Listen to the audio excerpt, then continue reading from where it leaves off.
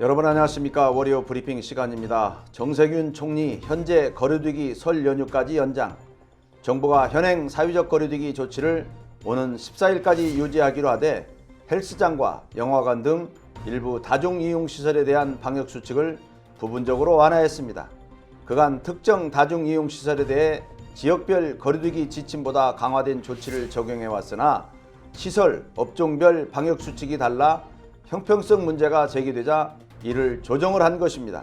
우선 헬스장 등 수도권 지역 실내 체육시설의 경우 그간 이용이 금지됐던 샤워실에서 샤워 부스간 사이를 한 칸씩 띄워 사용하는 것은 가능하도록 했습니다. 단 탈의실에 머무는 때를 포함해 샤워실을 이용하지 않을 때는 거리두기와 마스크 착용 등 방역수칙을 철저히 준수해야 합니다.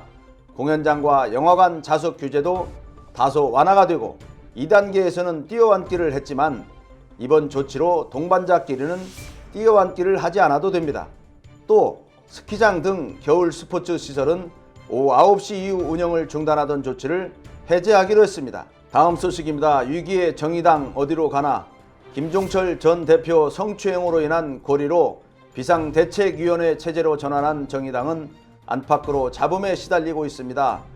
류호정 정의당 의원실에서 지난달 면직된 수행비서 A씨가 당 공식 회의에서 류호정 의원을 부당해고 가해자로 지칭하며 문제를 제기한 것으로 알려졌습니다. 정의당은 지난 30일 전국위원회를 거쳐 비대위 체제 전환을 결정하고 비대위 구성 및 운영을 강은미 원내대표에게 일임했습니다.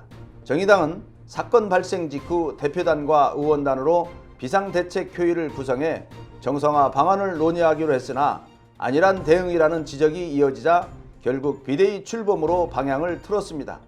비대위원 임명은 강은미 원내대표에 일임한다고 전했습니다. 정의당은 4월 7일 재보궐선거 공천 여부도 매듭짓지 못했습니다.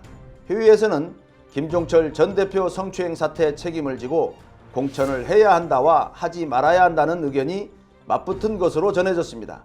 다음 소식입니다. 금태섭 전 의원 안철수 제3지대에서 경선하자 금태섭 전 의원이 31일 서울시장 보궐선거 출마를 선언하며 안철수 국민의당 대표를 향해 제3지대 단일화 경선을 제안했습니다.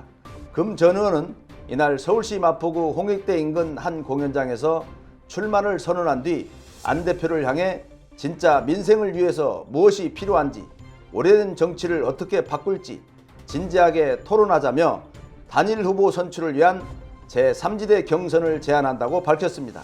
금 전 의원은 3월 초까지 매주 한 번씩 주제를 정해서 토론을 해도 4-5번은 할 수 있고 시민들로부터 궁금한 점에 대한 질문도 제한 없이 받고 답을 드리도록 하자고 강조했습니다.